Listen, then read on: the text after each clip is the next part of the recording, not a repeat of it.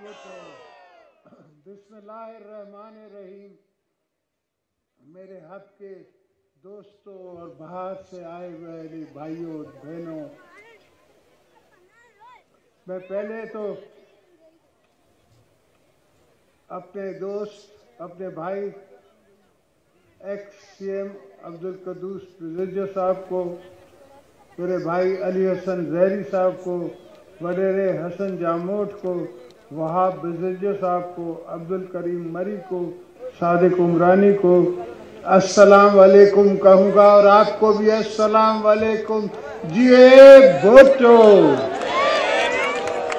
میرے دوستوں بھائیوں، آج پہلے بھی ویسے میں لسبیلے آیا ہوں، پر آج آپ کو دیکھ کے اور آپ کی آنکھوں میں یہ سوچ سمجھ کے کہ پاکستان کا یہ حصہ جو کراچی کے ساتھ صرف 1 گھنٹے کے فاصلے پہ ہے، 1 گھنٹہ بھی تب جو یہ پرانے راستے ہیں، اگر یہاں سے اچھا راستہ بنایا جائے تو میرا خیال ہے یہ 45 یا آدھے گھنٹے کا راستہ ہوگا. تو یہ کراچی ہونا چاہیے، اس کو کراچی ایکسٹینڈڈ ہونا چاہیے. یہاں ہاسپٹلیں ہونی چاہیے، یہاں کالج ہونے چاہیے، یا یونیورسٹیز ہونے چاہیے، یا پانی کے فیسلٹیز ہونی چاہیے. یا کتنے سالوں سے، جب سے 18ویں تدبیر میں نے دی ہے، میرا خیال ہے 15 سال تو اس کو ہو گئے ہیں، آپ کا بجٹ 4 دفعہ بڑھ چکا ہے، مگر وہ بجٹ کدھر نظر آ رہا ہے؟ مجھے تو نظر نہیں آتا ہے.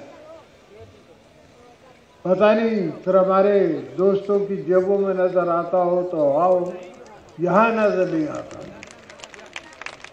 مگر یہ ضرور آپ سے میں وعدہ کرتا ہوں کہ انشاءاللہ پیپلز پارٹی فیڈریشن کی جماعت ہے، فیڈرل پاکستان کی اندر فیڈریشن کی ذمہ داری اٹھاتی ہے، تو ہم حق کو آگے بڑھانے کی، حق کو آگے چلانے کی اور حق کو سنبھالنے کی ذمہ داری بھی سنبھالیں گے. اتنا کوئی بڑا کام نہیں. کراچی کے انویسٹرز خود کر دیں اگر صرف میں لا اینڈ آرڈر یہاں دے سکوں.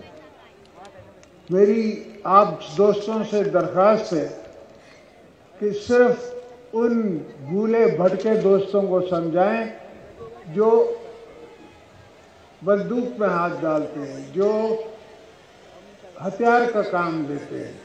وہ تو آپ ان کو بلا رہے ہو، دعوت دے رہے ہو.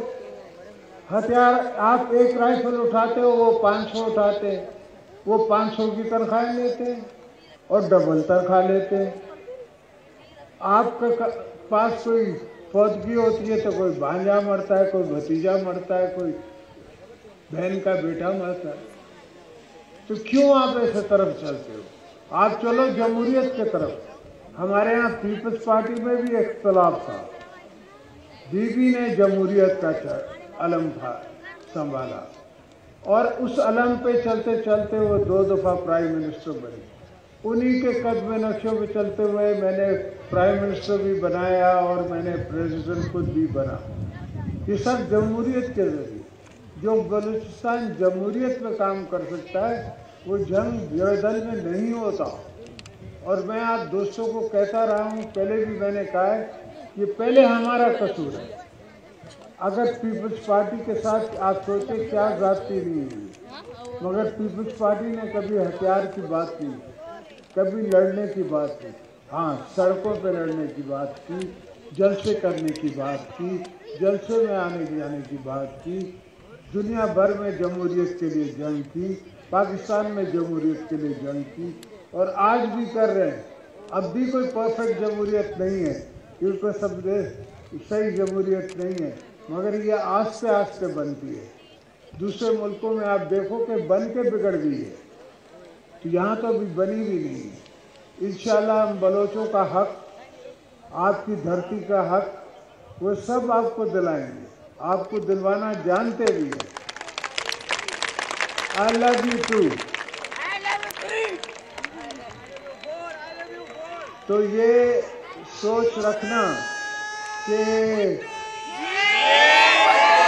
आपका हक कोई लूट सकता है या कोई ले जा सकता है।